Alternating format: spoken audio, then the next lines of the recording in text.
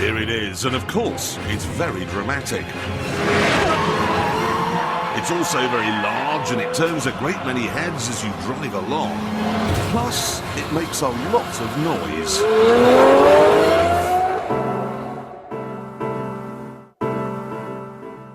But if you actually look at it, it's not that outlandish. It was actually styled by a Belgian, same chap who did the Audi A2, and there are no big spoilers sprouting out of it. There are no rotating knives. There aren't even any machine guns. The vents only open when the engine gets really hot. The rest of the time, they're hidden away. There's a giant oil cooling aperture on one side of the car, but instead of fitting a fake on the other, they haven't bothered. There's no style for style's sake here. And look at the exhaust pipe. It's the same width as the Channel Tunnel, but there's only one, not 17 like you get in most hypercars. You even get a device that raises the nose for going over speed humps. This is all fine, but what's the point of a Lamborghini that doesn't have space thrusters sticking out of the side? Of course, you still get scissor doors, and when you step inside, you find the steering wheel isn't quite in front of where you're sitting. But there is room for your head, and you can see out. You can even see behind. Then, when you're driving along normally, it feels very civilized. I mean, obviously, it's not a Honda Civic. You can't turn left, for example, because the indicator stalk will hit your knee. And it does 8 miles to the gallon. Or 4. But that said, you don't have to raise your voice to have a conversation. It's got satellite navigation, and it's got air conditioning, which, unlike the air conditioning systems in Lambos of old, isn't like being coughed on by a mouse.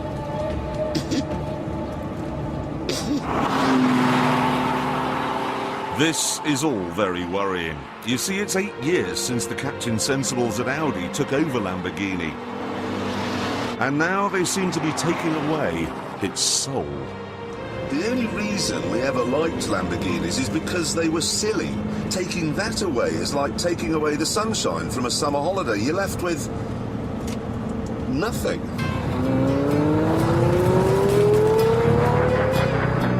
Except for one thing. Audi have replaced the lunacy with something else.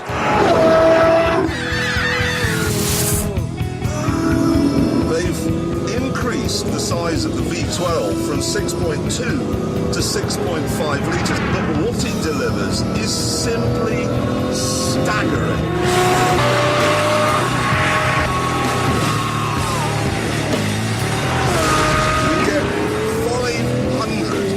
Dioxides and 640 brake horsepower. That's more than you get from a Porsche Carrera GT or a McLaren Mercedes SLR. It's more than you get from a Zonda. The result is spectacular. This is not a light car, but my God, it's fast. Properly, savagely fast. 60 takes 3 and a bit seconds. The top speed is 200 and... Tell you what, let's find out. 160. Fastest anything's gone down here is about 190. That's 200, we're quicker than anything ever. Look at that, 207. 207 miles an hour.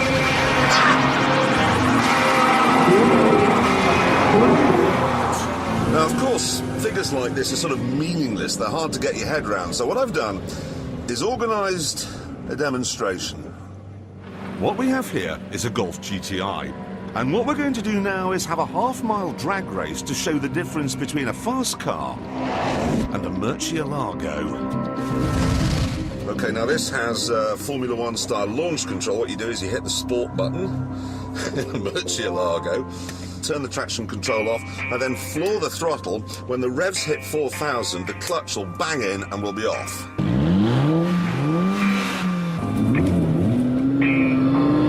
There we go.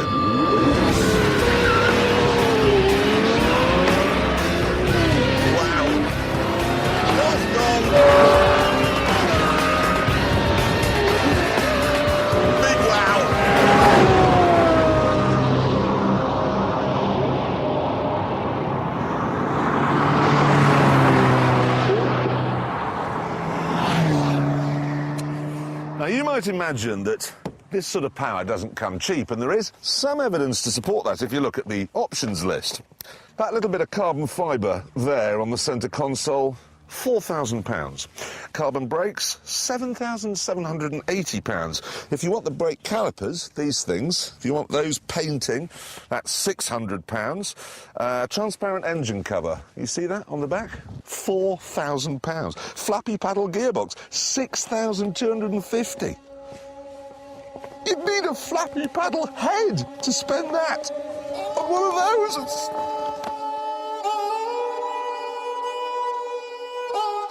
But amazingly, the actual car only costs £190,000. That's about half what you'd pay for a normal hypercar. So, it's quite well priced, it's hugely powerful, and it's surprisingly elegant.